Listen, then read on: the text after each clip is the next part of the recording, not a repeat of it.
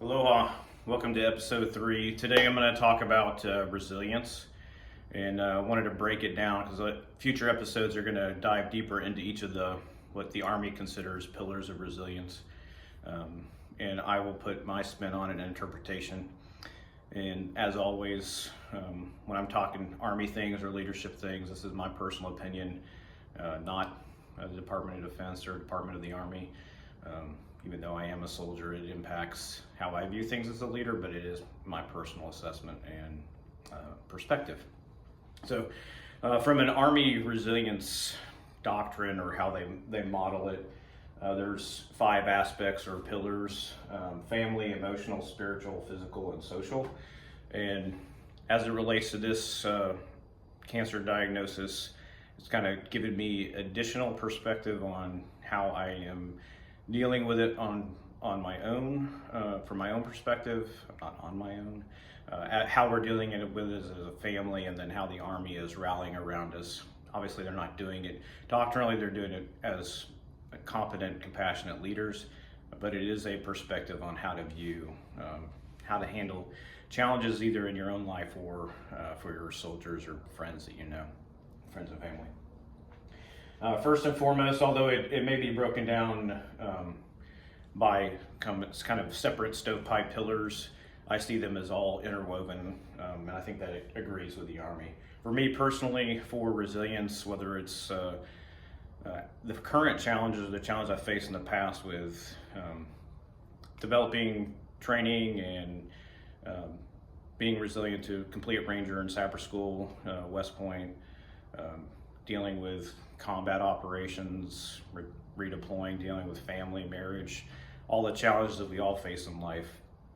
The cornerstone for me, when it's going well, and I've obviously made several mistakes in my life with this, is the spiritual aspect.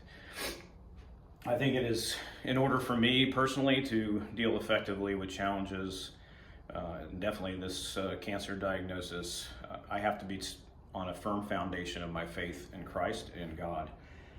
That in and of itself intersects with everything else, but it also involves everything. And it drives me to stay focused, to be able to handle tough conversations with medical providers. And it deals with trust, understanding that this is beyond my intelligence level and my ability to absorb under stress. The amount of information coming at me and the amount of changes in our lives, both individually, but obviously it impacts our family, my wife and our daughters, and what could potentially happen in the future, both professionally, personally, and facing your own mortality. Other aspects of that critical to it, and it ties into my personal vision statement and my why of why I believe I was created and why I exist, is the family. It's a corner. We are social beings. We are created to be with others and the people that we are with the most, and that depending on if you're married to them, they chose you. If they're your siblings, your parents, and or your offspring, they didn't necessarily get to choose, but they are definitely your family and your blood. How you handle that, how you build those relationships, the strength of those relationships, and as we've identified, or I've identified, the challenges of the past, put challenges in your relationships, and when you come into crises, how do you handle those? What is the appropriate way to communicate effectively under stress and face those challenges? Emotional, obviously very critical. From my perspective, my psychological, emotional health, well-being was a paramount concern from the front of this, because your ability to face a challenge, whether it's physical, health related, or anything else, needs to have a firm foundation in where you feel that you feel secure psychologically, that you're able to manage stress, and even more critical from my perspective, having been treated for post-traumatic stress disorder, I needed people that could help me see the situation for what it is, but also speak truth into my life when it comes to the natural human tendency when you feel overwhelmed or stressed to somewhat catastrophize what's going on. Not that bad things aren't happening, but we have a tendency to try to follow them to a conclusion that is not definitive yet, because just like with this cancer diagnosis, each step there's new things that need to be found out. You got to be flexible to respond with branches and sequels and develop courses of action. And if nothing else, you have to live in the moment. You got to trust God, you got to trust providers, you got to trust your family. And when people tell you that you are doing something that's emotionally counterproductive, you got to accept that and take action to correct it, because all those things can impact your physical body's ability to respond to infections, disease, to get rest, to think rationally as you're making decisions for critical things like surgery and what your options are for your treatment plan. Next is social, and I'll give examples as we go into subsequent videos of how critical the Army as a family is and friends. The Army certainly is a service that's founded on human beings. It's not a system, it's not a capability, it's people. And people played a critical role from the diagnosis all the way to bringing me back to making right decisions to assign me to the right places, get the treatment I needed, medical providers responding quickly across the country in different organizations, civilian and military, to quickly diagnose and then take the steps to develop a treatment plan through the tumor boards and other advice that we got from MD Anderson and other medical providers. And then physically, that's obviously paramount as well. In the military, we focus on physical fitness and well-being, and it's obviously been a critical role in any branch, but obviously in mine, a personal focus for fitness.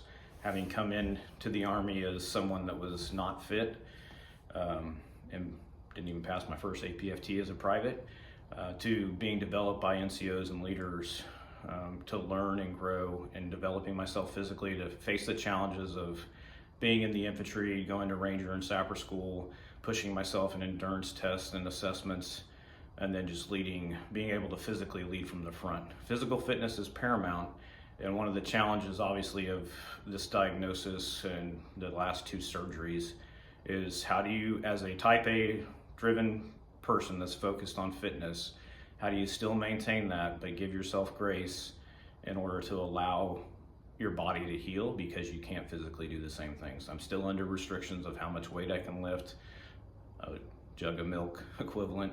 I've had to adjust to walking and not running, not lifting, not doing CrossFit or functional fitness.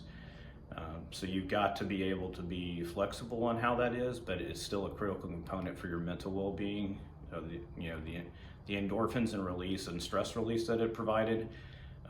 I'm grateful and blessed to have been able to work out all the way up until my first surgery. I think 2 days prior was my last workout.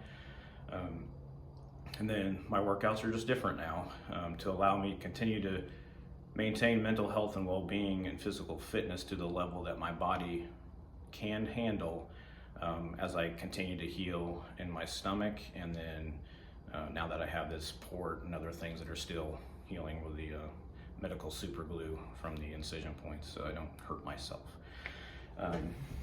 The Army defines resilience as the ability to adapt, recover, and thrive in the face of challenges and adversity. And I hope, regardless of what aspect that I'm talking about, the examples of what we're going through, and there's going to be trial and error, success and failure, from my standpoint of how we are handling this, how I'm personally handling this. I don't plan to just tell you the good stuff that works, because that's just not life. So I'm glad you're along for the ride. These daily asthma checks, or how often I'm able to do them based on how I start responding to chemo. I look forward to the opportunity to help breathe life into you all as you watch it, breathe life into my wife and daughters, because I hope that they are inspired, and you are as well, that you can do hard things, we can do hard things, And just like it says in the Bible, with God all things are possible, and in Christ's strength we truly can do anything. And it is His strength, the wonderful people that have surrounded us, and family and friends, and the Army, our greater Ohana, that are holding me up as we continue to fight the fight and watch God work. Thank you. Look forward to our next talk. Bye.